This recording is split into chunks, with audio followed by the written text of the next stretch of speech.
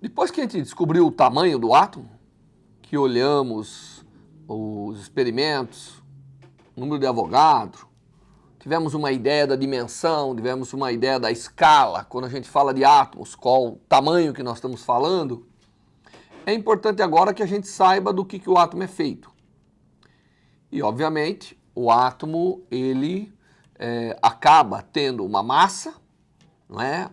Na sua maioria das vezes ele aparece neutro, mas ele pode aparecer carregado. A química conhece muito bem, porque a eletrólise, na verdade, antecedeu um pouco essa parte dos átomos neutros e assim por diante. E então, a história vai ser tal que diversos cientistas trabalham para descobrir que o átomo tem, na verdade, uma massa e que tem uma carga. Na verdade, tem duas cargas. Tem uma negativa e uma positiva.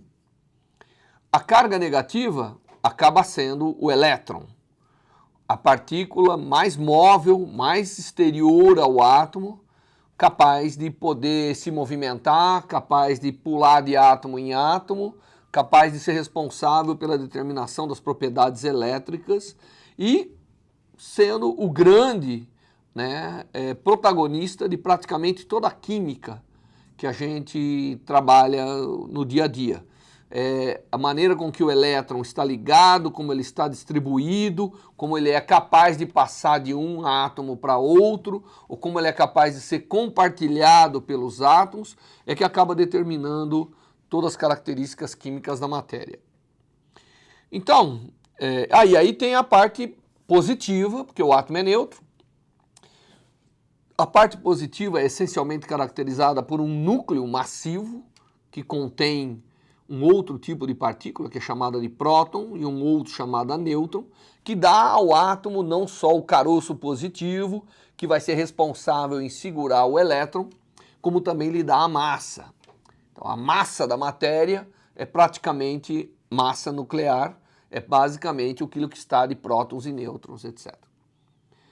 Esse conceito de átomo, ele não apareceu do nada, ele foi construído ao longo de muito tempo. E a primeira parte, vem da descoberta do elétron. A descoberta do elétron foi feita por Thomson, lá em Cambridge, na Inglaterra, e na aula de hoje nós vamos explicar um pouquinho como que o elétron foi descoberto, tá certo? Então, a primeira coisa que nós vamos relembrar é como que, naquela época, na Inglaterra, como que estava, o conhecimento. Nós estamos falando em aproximadamente 1890, 97, na Inglaterra. Se fazia muito experimento de descargas, Você tinha ampolas que recebiam diferentes nomes, mas elas eram essencialmente sistemas com os quais você pegava uma ampola, você colocava aqui um eletrodo, você era capaz de aplicar uma voltagem, tá certo? Seja contínua ou alternada, eu acho que na maioria das vezes era uma voltagem contínua aplicada. Aqui dentro poderia conter um gás rarefeito, e o que se observava era a emissão de uma luz, intensa nessas ampolas, dependendo do tipo de gás que se colocava aqui dentro. Essas ampolas de descarga ficaram famosas e foram evoluindo, tá certo? E ao longo do tempo, elas aparentemente serviam muito para caracterizar que tipo de gás estava aqui. Muitas vezes essa descarga obviamente produzia corrente, então era possível você medir que uma certa corrente, uma certa carga estava circulando pelo sistema. E nessas ampolas gasosas, essas descargas, elas serviram para determinar o que estava acontecendo quando a eletricidade encontrava com a matéria, tá certo? E um dos experimentos que foi feito lá na Inglaterra, eles descobriram o seguinte, que quando eu polarizava aqui, por exemplo, né, então agora eu vou desenhar aqui uma ampola um pouco diferente, então eu vou fazer uma ampola que ela é um pouquinho mais gordinha, mais parecendo um tubo de televisão, aliás, a origem do tubo de televisão está aí, e eles notavam que quando eu pegava aqui e colocava um filamento, se você pega um filamento e aquece, esse filamento vai emitir cargas, né? Aliás, essa emissão ela é extremamente importante na válvula. E além disso, então eu pego aqui, aqueço um filamento, aí eu coloco aqui uma gradinha, tá certo? E essa gradinha, eu acelero esses elétrons, né, e coloco agora, então aqui eu vou polarizar negativamente o filamento, vou colocar aqui uma grade de carga positiva, ela atrai os elétrons, então eu consigo acelerar esses elétrons, e eles caminham por aqui, e quando isso aqui está bem rarefeito, não há muita excitação do gás entre aqui, mas ele bate aqui na superfície. E se eu for capaz de cobrir essa superfície com um sal adequado, um sal que fluoresce quando o elétron bate, o que acontece? Quando eu dou a descarga, isso aqui fica iluminado. Então, esses tubos de descarga tiveram uma grande aceitação, foram utilizados de forma bastante ampla, e aí eles pegavam, e era interessante porque eles pegavam e colocavam um objeto aqui, né? Existem até umas figuras que a gente encontra aí nos livros, que eles colocavam aqui uma cruz de Malta, né, e conseguiam aqui projetar a cruz de Malta. Se você olhasse a tela aqui desse visor, estaria lá projetada a cruz de Malta, tá certo? Então ficava claro que aonde o elétron não conseguia passar, ele não conseguia chegar na tela fluorescente. E aí nasceu a ideia de que, na verdade, o que estava acontecendo aqui era que tinham partículas aqui de carga negativa caminhando por aqui. Porque esse aqui era o polo negativo, que de alguma maneira acelerava as partículas, né? Eu não estou me preocupando em fechar o circuito, mas isso não é relevante aqui no caso. E eles então notavam que essas partículas, que aqui nós tínhamos partículas, que em determinadas configurações da descarga, aqui saíam partículas que caminhavam aqui no vácuo até atingir aqui a tela, até atingir a tela fluorescente. Muito bem, quando isso foi visto, Thomson quis saber qual era a natureza dessas partículas. Ficou evidente que tinha partículas em movimento, que eram produzidas, aceleradas e que caminhavam até lá. Então ele quis saber que partículas são essas. Que partículas são essas que são emitidas pelo filamento e que atingem a tela, dando origem à fluorescência, vendo o spot. E para poder determinar isso, o Thomson fez um experimento um pouco mais elaborado, onde ele fez o seguinte: agora eu vou desenhar aqui só o interior do que está acontecendo lá no interior de uma dessas ampolas. Ele pegou uma placa de comprimento B e largura, essa placa tem uma largura, acaba tendo uma área, não é? Ele soltou aqui partículas que, através da voltagem, elas tinham carga, ele não sabia bem qual era a carga, tinham massa também, ele não sabia bem quem era a massa, mas ele era capaz de acelerar com uma determinada tensão, de tal maneira que ele acabava tendo aqui uma velocidade, e essa partícula, então, ela caminhava Aí do lado de cá, ele conseguia criar uma tela com material fluorescente, tá certo? Então se colocava aqui uma tela com material fluorescente que revelava aonde o elétron, esse feixe, né, de partículas, o nome elétron vem depois, aonde ela batia. E aí depois o que ele fazia era, essa tela estava a uma distância L maiúsculo das placas. Então eu tenho as placas, tudo isso está no interior de uma daquelas ampolas, né, evacuadas. E aí quando se aplica aqui uma tensão, eu posso polarizar essas placas, né, essas placas.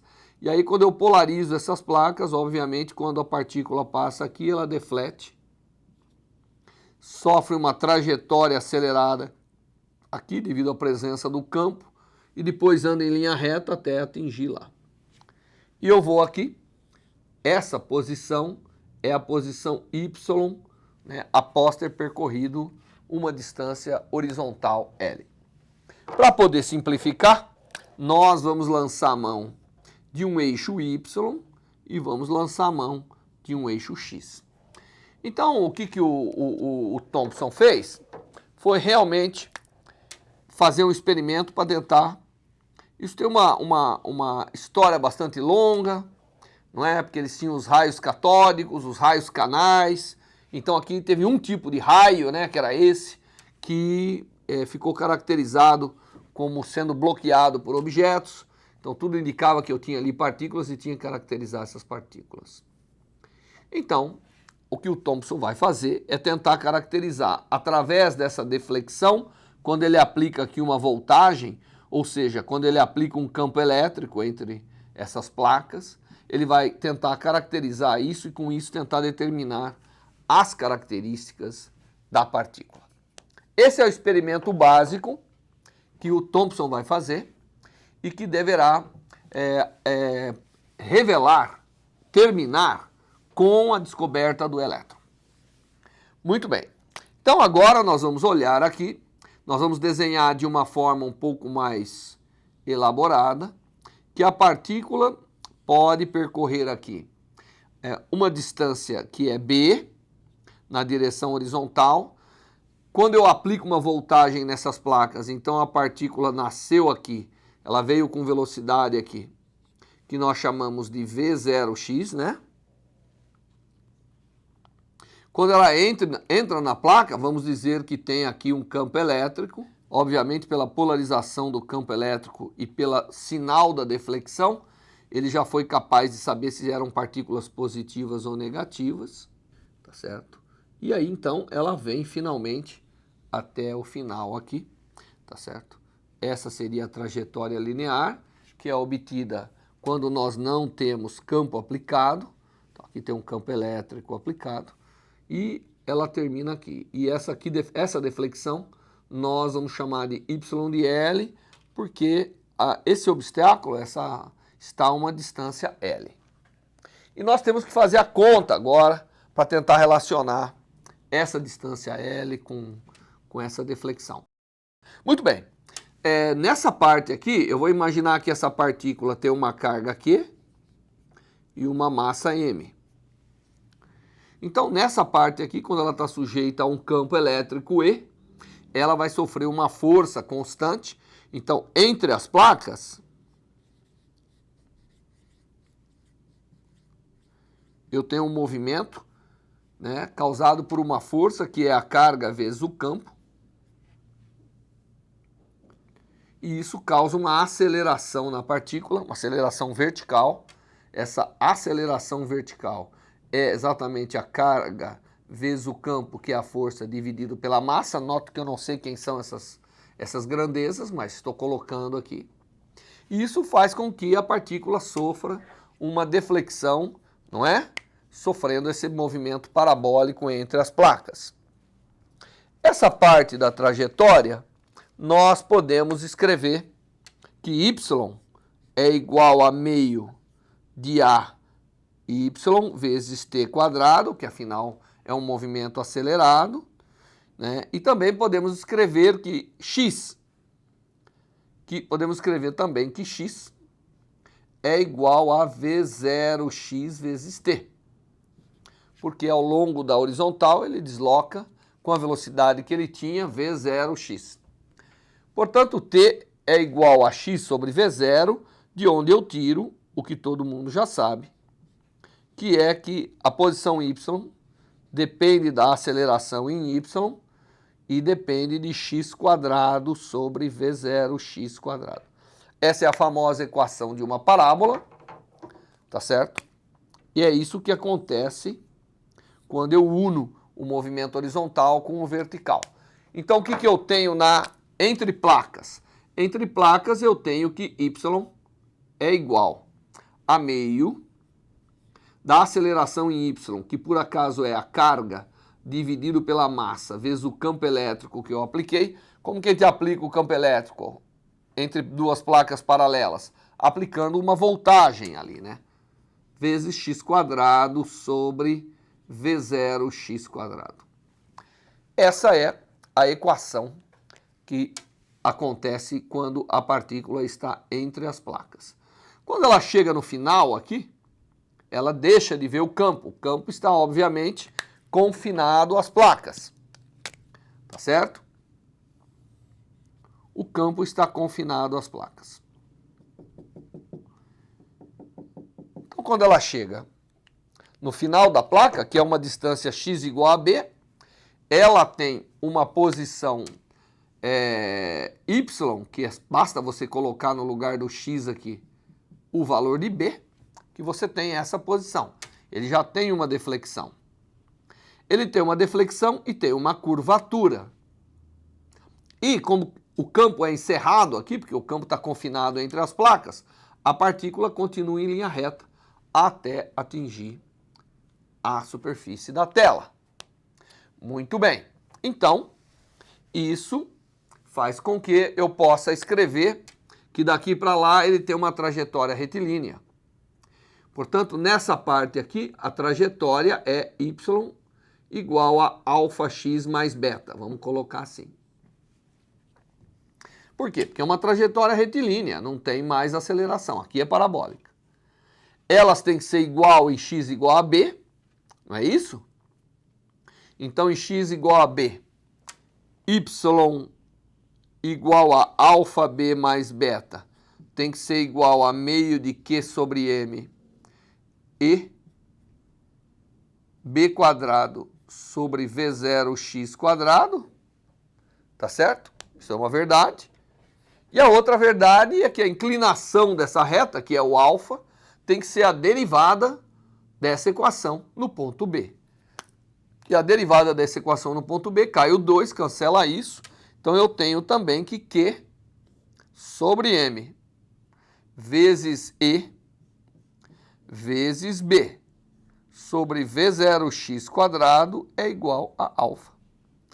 Então eu tenho, na verdade, duas equações, duas incógnitas. Eu posso já eliminar quem é alfa e quem é beta e saber exatamente qual é a equação da trajetória e saber determinar qual é o ponto de chegada aqui dessa partícula na tela à distância L da sua origem. Foi assim que o Thomson fez isso e determinou de uma forma bem simples. Basta você resolver isso aqui, basta colocar alfa aqui e calcular beta. Essa é uma equação muito simples para ser resolvida. E ele obteve que y de L, que é a deflexão esperada, era igual a carga sobre a massa da partícula misteriosa, vezes o campo elétrico que eu apliquei, vezes B sobre V0x², vezes L menos B sobre 2.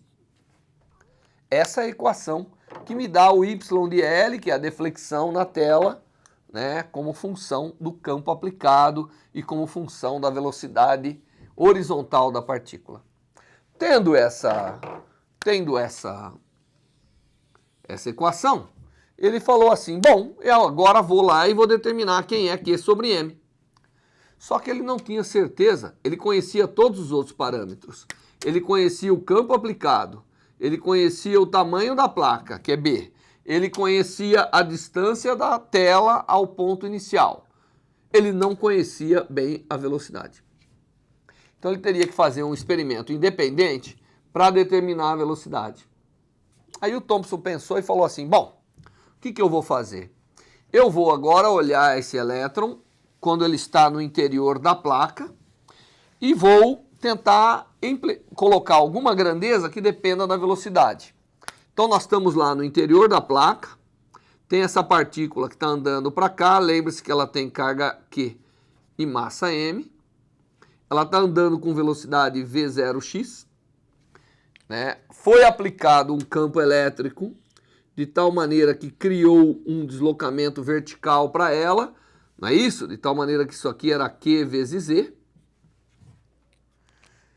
E então ela sofreu a deflexão. Agora, o que o Thompson imaginou é o seguinte, eu vou também aplicar um campo magnético, né? Vou aplicar um campo magnético entrando na página. Quando eu aplicar um campo magnético entrando na página, eu vou produzir uma força que está na vertical, porque lembre-se que a força magnética é a carga sobre C vezes a velocidade da partícula vetorial B, não é? Essa é a força magnética que um campo magnético exerce sobre uma partícula com velocidade V. Então, ele aplicou um campo magnético de tal maneira a eliminar a força elétrica. Então, ele botou, além das placas paralelas, ele colocou bobinas, tá certo? Então, aqui eu vou desenhar como é o experimento que ele montou. Então, ele pegou essas plaquinhas que estavam lá, né? Tinha as plaquinhas no interior da qual passavam as partículas que ele queria caracterizar. Ele veio lá e colocou do lado de fora daquela ampola bobinas aqui e lá do outro lado. De tal maneira que fosse capaz de produzir um campo magnético nessa direção ou nessa direção, dependendo da direção da bobina, da direção da corrente nas bobinas. Tá certo? E ele aplicou esse campo, foi crescendo, crescendo, até ele conseguir fazer uma força magnética, que como B é perpendicular a V, ela é apenas Q sobre a velocidade da luz vezes V0xB. E ele foi aumentando B até que elas se cancelassem. Quando as forças se cancelaram, significava o ponto voltava a estar lá na tela, a distância L, o ponto voltava a estar na mesma posição que estava na ausência completa de campos. Então ele usou a composição da força magnética com a força elétrica para produzir a igualdade, que Q sobre C V0xB é igual a Q, o Q cancela, e portanto, aplicando um campo até acontecer essa igualdade de forças, ele foi capaz de determinar que a velocidade da partícula estava relacionada com a razão dos campos vezes a velocidade da luz. Tá certo?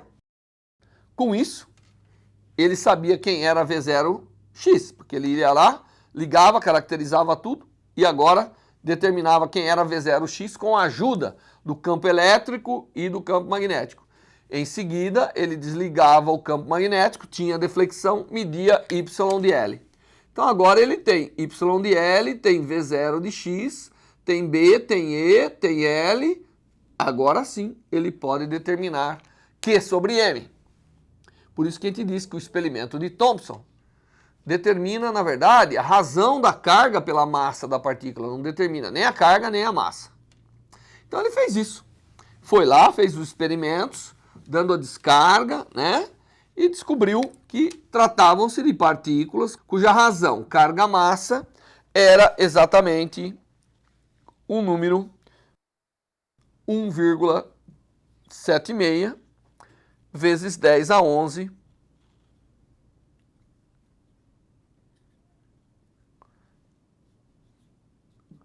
Coulomb por quilo. Então ele foi lá e determinou. Né? Claro, esses eram os raios que vinham do cátodo, então chamados raios catódicos, e ele então chegou e descobriu que os raios catódicos, que é aquele que advém da descarga, quando você põe o filamento com o polo negativo, eram compostos de partículas que tinham essa característica. Aí ele foi lá e procurou, né, se isso correspondia a algum átomo conhecido.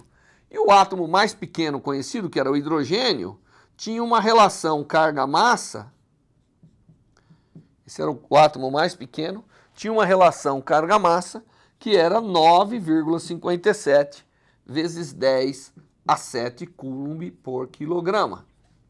Então ele pensou e falou, bom, eu estou lidando com uma partícula que é pelo menos, né, esse número de vezes, se você olhar aqui, quer dizer, a massa da partícula é praticamente 2.000 vezes menor, não é?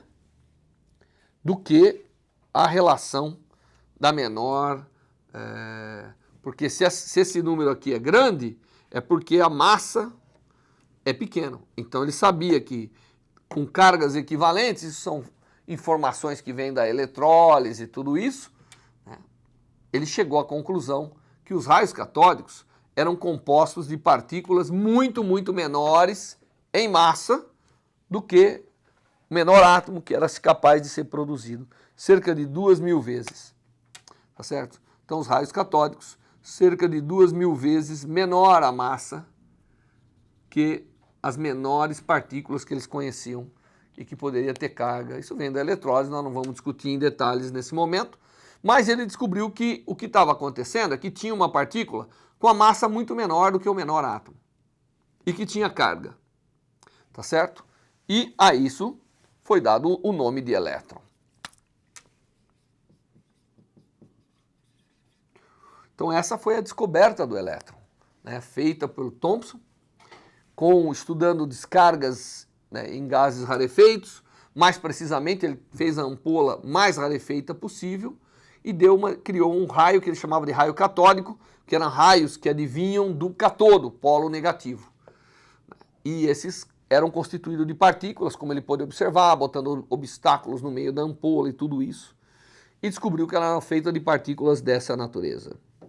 Muito bem. Bom, aqui ele tem a razão da carga pela massa do elétron, né? E, obviamente, a primeira noção de que essa partícula tinha que estar embebida na matéria apareceu aí. Então, essa partícula tem que estar dentro dos átomos, não pode estar em outro lugar.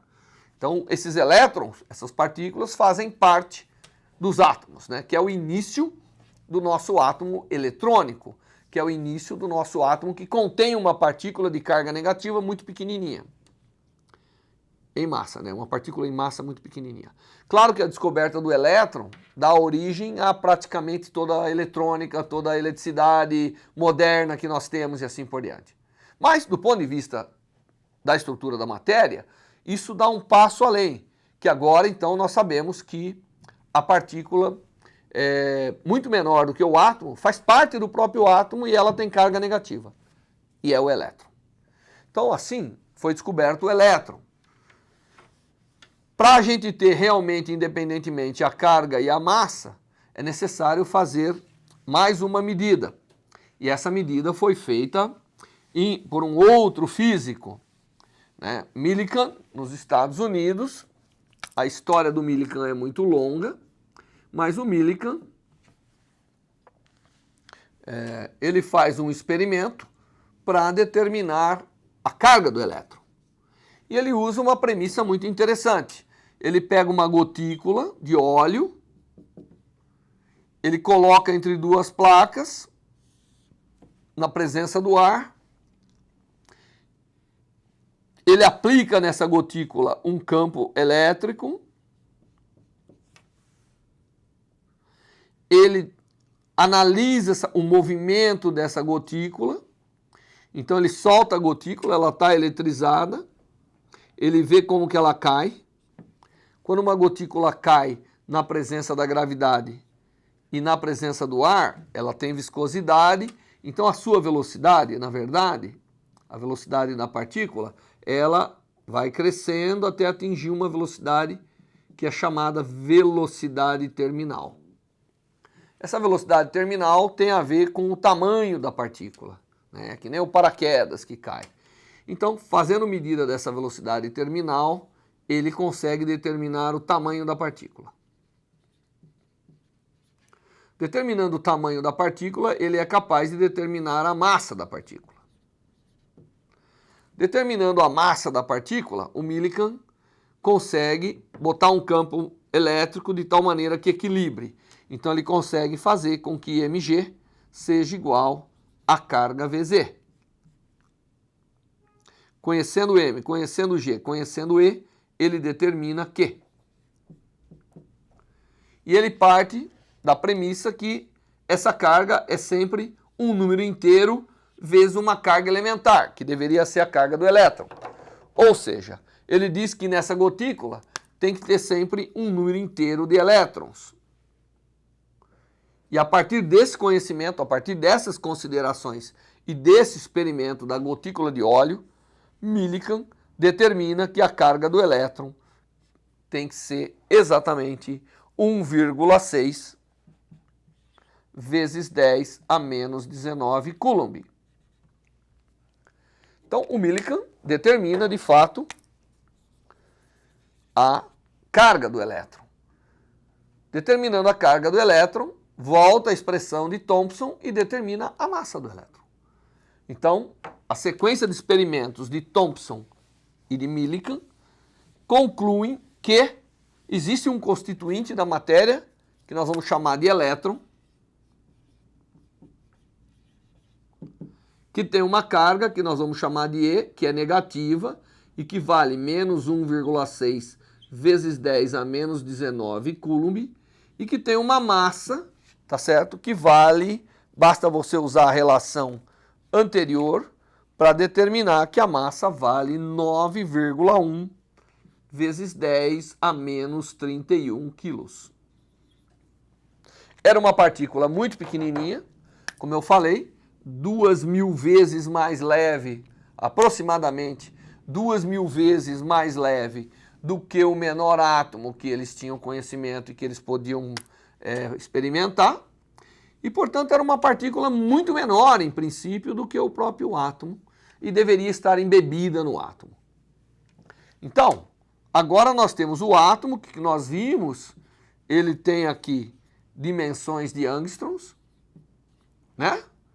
E dentro desse átomo, de alguma forma, tem que estar uma partícula, ou várias, não sei, cuja massa é muito menor do que a massa do átomo. Tá certo?